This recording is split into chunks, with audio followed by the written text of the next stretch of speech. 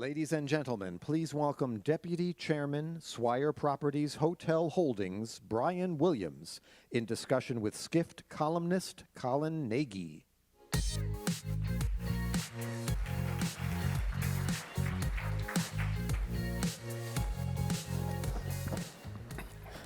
Hi everyone, I'm Colin Nagy. A quick note, Mr. Silva from Jumeirah couldn't make it today, he had to cancel, but I'm joined with one of the most interesting thinkers in luxury hospitality, Mr. Brian Williams. Nice to have you here. Thank you, thank you. I'm sorry, I was just the support act. The headliner is gone. No, we're very happy to have you. So, for those that aren't familiar, do you want to explain House Collective and your approach? Yes, it goes back about 15 years when Swire Properties, we had ownership in hotels. They were generally managed by third parties. We have ownership interest in a Conrad, a Shangri-La, a JW Marriott, Mandarin Orientals, etc. And about 15 years ago, we looked at whether we could change that model and develop our own brand, and particularly in mixed-use developments where, in the locations where we were working, the hotel element of a mixed-use development was at the lower end of the scale of an asset class in terms of return on investment. So we were challenged with, say, could we develop a smaller scale hotel? Conventionally, particularly in Asia, the hotels were always very large, multiple restaurants, multiple conference facilities, leisure facilities, etc. And a lot of that was driven by the brand standards of those brands. Well, if we had a blank sheet of paper, what would we do? And at the time, we saw a trend, certainly in Europe and in North America, where luxury hotels were getting smaller in terms of fewer rooms and more intimate and more personal. And we looked at whether that model would work here. It was clearly working in the resort business. Luxury resorts were getting smaller with fewer keys. Hadn't really happened in Asia, so we sat back and said, well, if we were going to invent a new brand from scratch, what would it look like? So it would look, we would go for 100 keys. We don't call the group boutique. We like to sort of small scale luxury hotels. And we would have really interesting restaurants and bars. We would make the design, each one of these to be completely different, none of them to be the same, but all to have a very similar DNA. And we would try and reinvent the service proposition. It was clear that many hotels in Asia have extraordinary levels of service. But too formulaic, right? Sometimes there's too much of a script. Yes, I mean the danger, particularly in a place like China, is if you teach by manual, it all goes very well, providing the script stays to manual.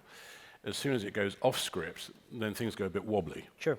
And if you can teach people to think and be more, what we wanted to do was say, could we not teach by manual? Could we teach by telling people to take initiative?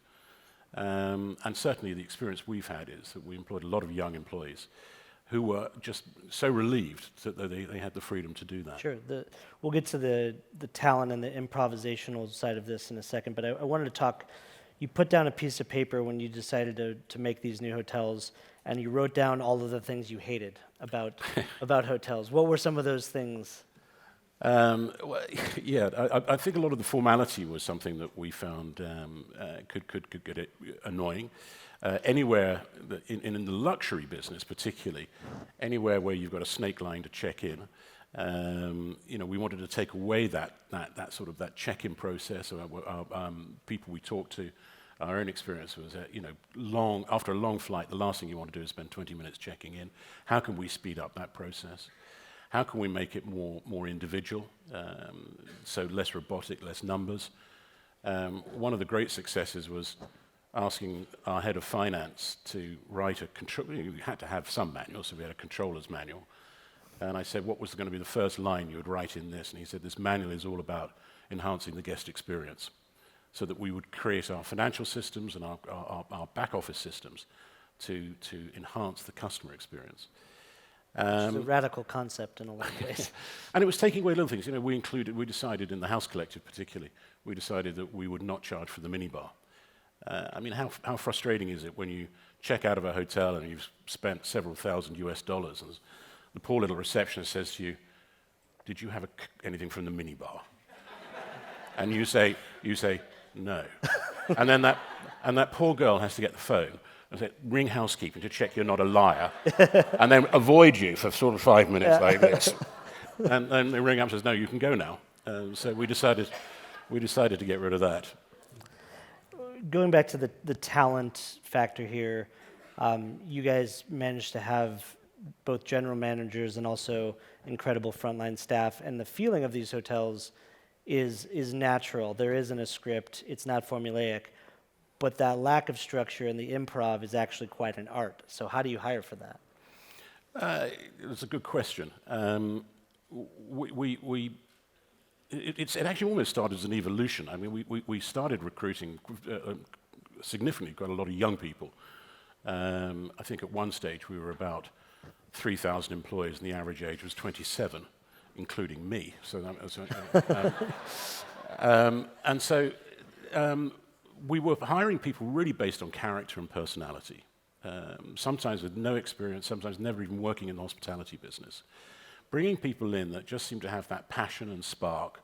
We'd called it sort of, the sparkle in the eye that clearly enjoyed meeting people, working in an environment like that. I mean, the hotel business is tough.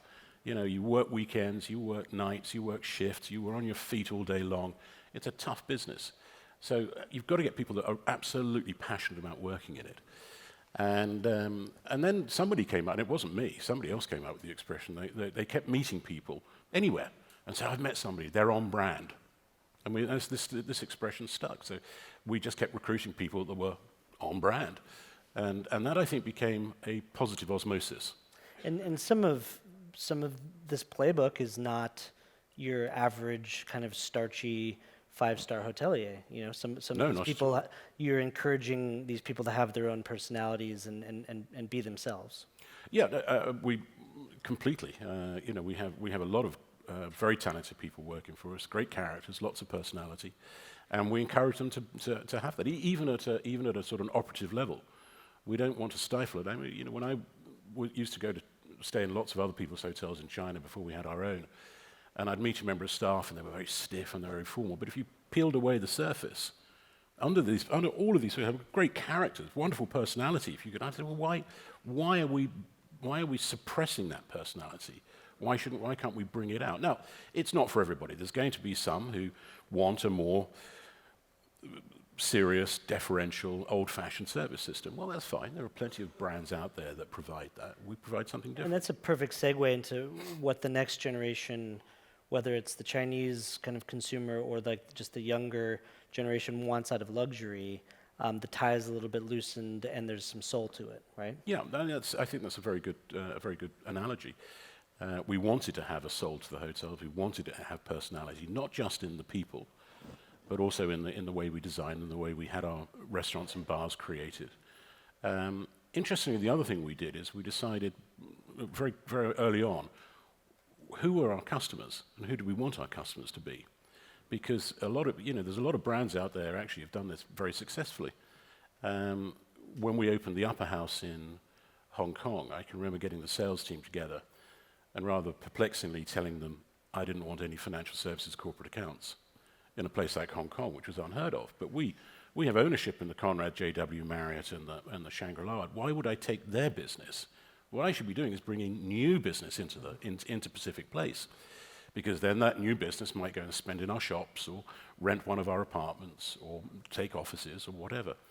And they said to me, what business is there that isn't financial services? And I said, well, there's music, media, fashion, entertainment, sport, entrepreneurs, design, you name it.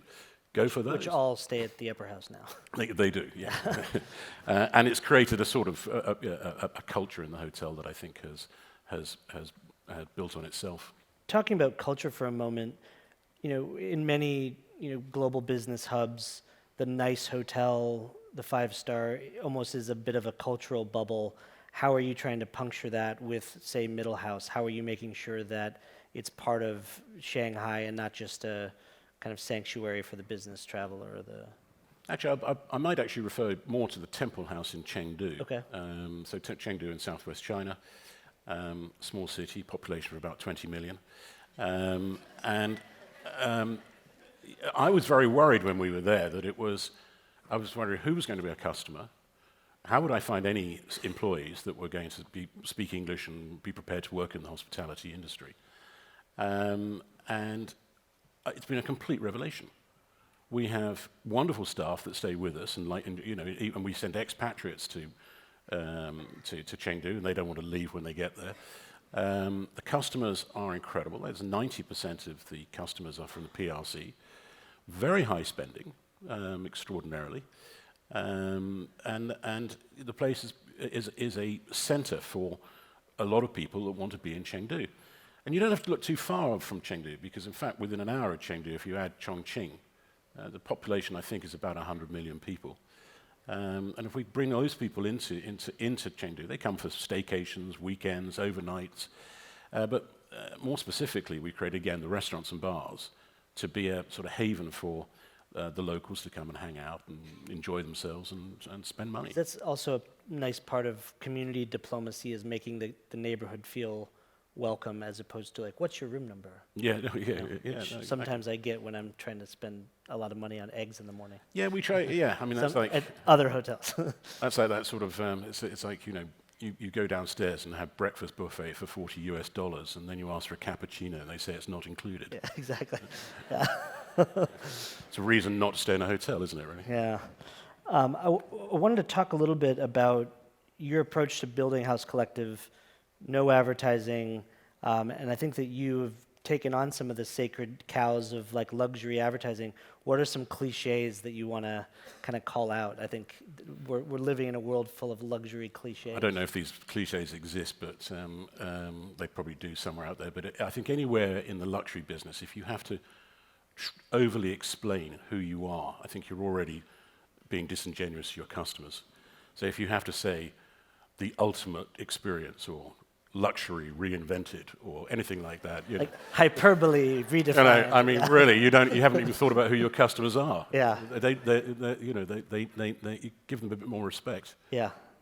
Wanted to touch a little bit about the role of technology. So many things about big data. There's a lot of conversation about the evolution of CRM with hotels. What's your mindset when it comes to technology and being in service to that customer experience? We work for a marvelous organization that has a terrific experience in all areas of technology, but whether it be in terms of building management systems, etc., or reducing our carbon footprint by good energy planning. I think when it comes to the customer, you've got to keep it simple. You've got to keep it real. I don't ever want to see technology taking away the personal side of things. One element that we did do, I think everybody probably in this room has had the same experience of, trying to turn all the lights off in a hotel bedroom and spending half the night under the desk, or trying to find it. We put into the middle house in Shanghai, right beside the bed, a big tassel. And the staff, when they check you in, they tell you it's called Mr. Night Night. And all you have to do is pull that tassel, everything goes off. Mr. Night Night. And that's the sort of technology, that's where technology should be used. Because sometimes it's an episode of Mission Impossible to close the blinds. You have to go. Or anything. That wardrobe light will not go out. Yeah, exactly. I've had to actually unscrew a light bulb, to make that happen. Absolutely. I talked to Roland Fassel, who's the COO of Aman, and that's a cult brand that's been having to grow. And it's a brand, started by a visionary, and a lot of the service and a lot of the evolution of it has been almost like an oral tradition of great staff, like handing down the vibe and the operating procedures or lack thereof. How do you grow with House Collective? Because you've built something interesting, but to scale it, are you going to have some of these dreaded, operating procedures, or how do you find that middle ground? That's a good question. So far, we've been fortunate in being owner, developer, operator. So our 7 hotels that are under the brand we either own fully or we are a significant shareholder.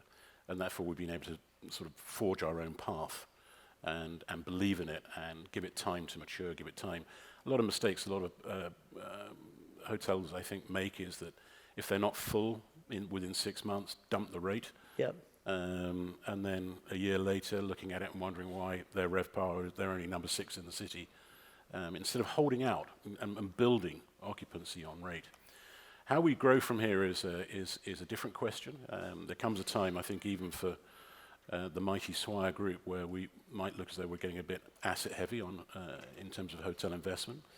So we'd have to find creative ways of growing the brand. And when we do that, do we then need to be slightly more formulaic? But I think the answer is no, we won't want to do that. I don't think we want to be the fastest growing hotel group in the world. I think we'd like to be somebody that grows organically with the projects that we'd like to do in the way that we know our customers are going to appreciate. Cool. Wanted to conclude before we get into some questions here. You gave me an amazing recommendation this weekend. He told me to go check out Potato Head in Bali, which was a really inspiring thing. And I always like talking to hospitality thinkers about who inspires you. Like, what do you like? Well, actually, I think that Potato Head is a great example because I mean, I went there because I know the owners and the management last year. I personally increased the average age by about 30 years, I think. But nonetheless, I still enjoyed it because that, it was very well done. The music was great. The food was excellent. The pricing seemed to be good. And I think it's great that you get people like Ronnie from Potato Head Group that can go into our business and sort of slightly mess it up a bit. I think that's the sort of people I do see these people coming into the industry, and I think we can learn from them. And a lot of it seems to be guided by personal passion, like the music. Yeah, absolutely. The community seems it's not something you can grow in a jar or like a petri dish. It's like a real thing. So yeah. Cool. So we'll get to some questions here. I think the top one, what do you expect a luxurious travel experience would be like in 10 years? I think other people have answered that this morning already, but I think if you look at the traveller today, they are looking, particularly the luxury end, they are looking for real experiences. They're not looking for formulaic, they're not looking for cookie cutter approach. They want, when they are in a city, everybody, and I've got 3 adult children, everywhere they go, they're complete foodies. They need to go and find out the right food, the right bar, they want the right art gallery, and that's something that I think as hoteliers, we should embrace. We should also have it within our own hotels, but we shouldn't be frightened to recommend people to go out of that. I think also looking at engaging with local communities, getting some, trying to get under the skin of a destination. I think it'll be interesting to see new places opening up. I would imagine places like Central Asia will have a very interesting future as that opens up more. Cool. We touched on some of these questions, so we'll conclude with the latest question at the bottom, which is obviously considering your thoughts on nickel and diming with the minibar breakfast. What are your thoughts on revenue maximization and revenue management? Which is a very hardcore business conversation. Yeah. Both are very important parts. I think revenue maximization in its fundamentals is giving your guests a great experience and them coming back. Yep. And staying with you. Advocacy, right? Advocacy. If they think they're being nickeled and dimed, they go and stay at a competitor hotel the next time. It doesn't matter how good your revenue maximization system is. You've just lost a customer. So it seems to me like a lot of this is how do you play the long game, right? Yeah, it's a little bit of old-fashioned as well, actually, to be honest. I mean, it's old-fashioned hotel keeping. Yep. Cool. Well, Brian Williams from Swire, thank you so much for being here. Thank you. Thanks, Colin. Pleasure.